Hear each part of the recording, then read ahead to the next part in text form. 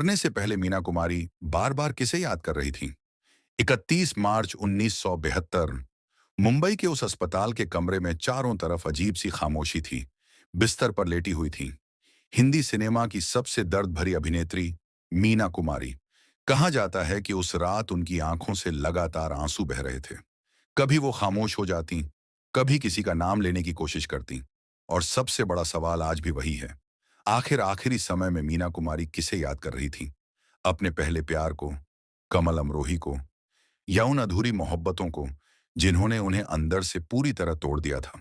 दोस्तों, दुनिया उन्हें ट्रेजेडी क्वीन कहती थी, लेकिन बहुत कम लोग जानते हैं कि फिल्मों में दिखने वाला दर्द असल में उनकी अपनी जिंदगी का दर्द था। दोस्तों, मीना कुमारी का असली नाम था मेहज़बीन बानो।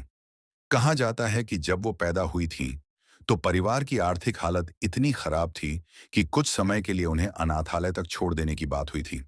लेकिन किस्मत को कुछ और मंजूर था।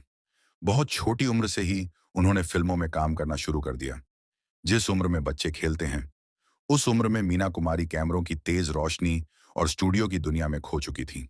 धीरे धीरे उनकी आंखों का दर्द पूरे हिंदुस्तान की पहचान बन गया। फिल्में सुपरहिट होने लगीं, नाम, शोहरत, पैसा सब मिला। लेकिन सुनाए तेरे बिन चलिया रे मोहब्बत को दिल से न जुए ना दुपट्टा मेरा। में एक चीज हमेशा अधूरी रही, सुकून। फिर उनकी जिंदगी में आए कमल अमरोही। मीना कुमारी उनसे बेहद मोहब्बत करने लगी और फिर दोनों ने शादी कर ली। शुरुआत में सब कुछ किसी खूबसूरत फिल्म जैसा था, लेकिन धीरे धीरे रिश्ते में दूरियां आने लगीं। कहा जाता है कि मीना कुमारी पर कई पाबंदियां थीं। देर रात शूटिंग पसंद नहीं की जाती थी। कई बार छोटी छोटी बातों पर झगड़े होते थे। धीरे धीरे ये रिश्ता प्यार से ज्यादा घुटन बनता चला गया और फिर दोनों अलग हो गए। लेकिन दोस्तों, अलग होने के बाद भी मीना कुमारी शायद कमाल अमरोही को कभी भूल नहीं पाई। उनकी कई शायरियों में एक अधूरी मोहब्बत का दर्द साफ दिखाई देता था। दोस्तों, फिल्म इंडस्ट्री में उस दौर में मीना कुमारी और कमाल अमरोही के रिश्ते को लेकर कई तरह की चर्चाएं होती थीं। कुछ पुराने फिल्मी गलियारों में ऐसी बातें भी कही जाती थीं कि दोनों के रिश्ते को दोबारा जोड़ने के लिए कुछ ऐसी शर्तें सामने रखी गईं जिन्होंने मीना कुमारी को अंदर से तोड़ दिया। हालांकि इन बातों की कभी आधिकारिक पुष्टि नहीं हुई, लेकिन इतना जरूर सच था कि उस दौर तक आते आते मीना कुमारी पूरी तरह अकेली पड़ चुकी थी। और शायद यही अकेलापन धीरे धीरे उन्हें शराब की तरफ ले गया। दोस्तों, बहुत कम लोग जानते हैं कि एक समय ऐसा भी आया जब धर्मेंद्र मीना कुमारी के बेहद करीब आ गए थे। उस दौर में धर्मेंद्र फिल्म इंडस्ट्री में संघर्ष कर रहे थे और कहा जाता है कि मीना कुमारी ने उनका काफी साथ दिया। धीरे धीरे दोनों के रिश्तों की चर्चा पूरी इंडस्ट्री में होने लगी। कुछ लोग कहते हैं कि मीना कुमारी धर्मेंद्र में अपना खोया हुआ सुकून ढूंढ रही थी, लेकिन वक्त के साथ ये रिश्ता भी दूरियों में बदल गया और यहीं से मीना कुमारी फिर से अकेली पड़ गई। दोस्तों, जब इंसान अंदर से टूट जाता है तो वो दुनिया से नहीं, खुद से हारने लगता है।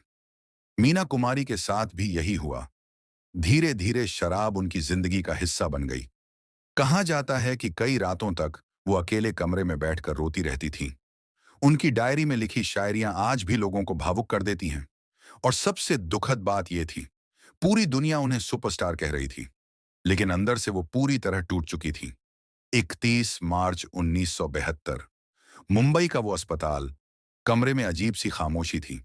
मीना कुमारी की हालत लगातार बिगड़ती जा रही थी। लिवर लगभग जवाब दे चुका था। कहा जाता है कि उस रात उनकी आंखों में लगातार आंसू थे, जैसे दिल में कोई अधूरा दर्द अब भी बाकी हो। कुछ लोग कहते हैं कि वो कमाल अमरोही को याद कर रही थीं। कुछ कहते हैं कि उन्हें अपनी अधूरी मोहब्बतें याद आ रही थीं। और कुछ लोग मानते हैं कि मीना कुमारी को सबसे ज्यादा दर्द इस बात का था कि जिंदगी भर लोगों को खुशी देने वाली अभिनेत्री अपनी खुद की जिंदगी में कभी खुश नहीं रह पाई। और फिर सिर्फ 38 साल की उम्र में हिंदी सिनेमा की सबसे दर्द भरी आवाज हमेशा के लिए खामोश हो गई। दोस्तों, आज भी जब मीना कुमारी की आंखों में वो उदासी दिखाई देती है तो लगता है जैसे वो सिर्फ अभिनय नहीं था, बल्कि उनकी असली जिंदगी का दर्द था। आखिर आखिरी समय में मीना कुमारी किससे याद कर रही थीं?